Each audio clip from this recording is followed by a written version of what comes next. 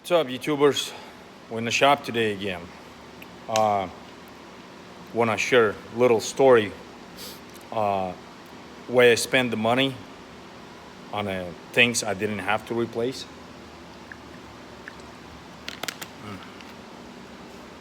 First of all, the air dryer. It's a new style with the air governor, filter, and the whole thing. And new air compressor.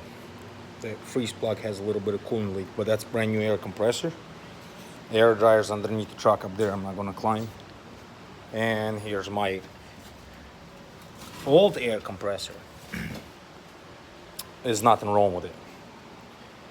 And I will explain why I ended up replacing the air dryer and the air compressor.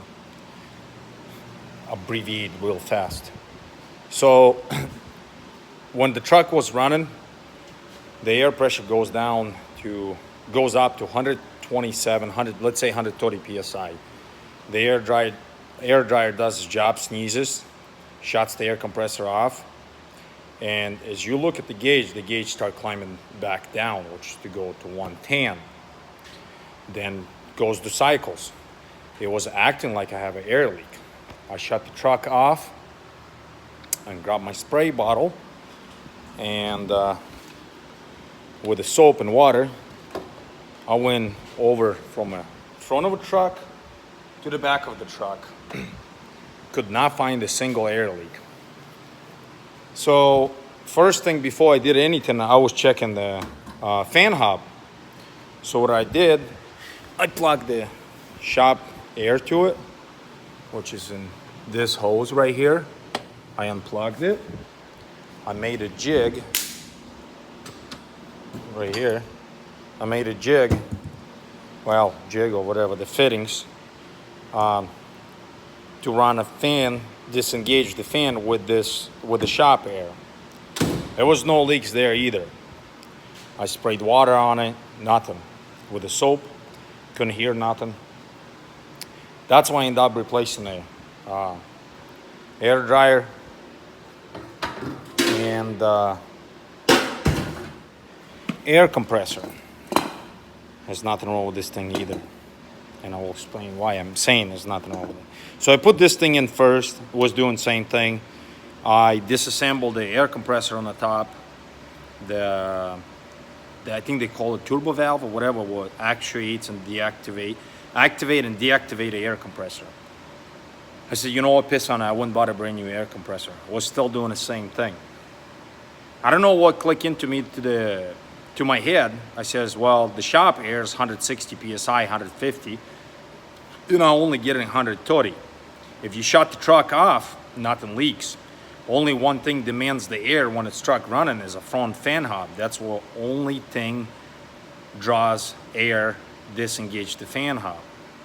So I end up taking a blowgun, regular blowgun, and took the hose off again, which is this one.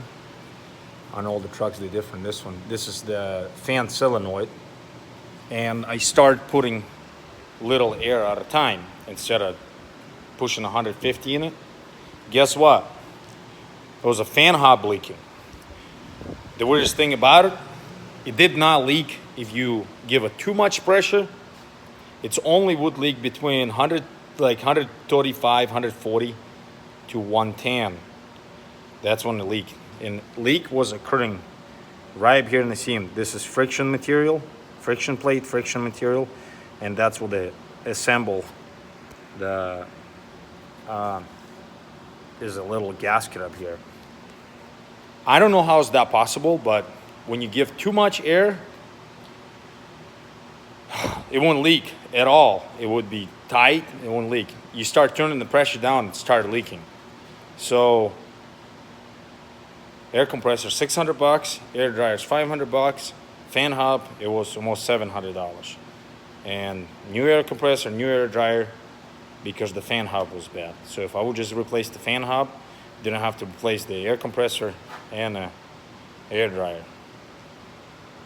And I think even a professional mechanic would be pretty confused with this too. Never happened to me. I turned wrenches for quite a while, but this first time kind of kicked my ass. I literally spent 2 days to chasing this problem, and it's good now. So maybe somebody has the same thing, and this video will help them out. Thanks for watching.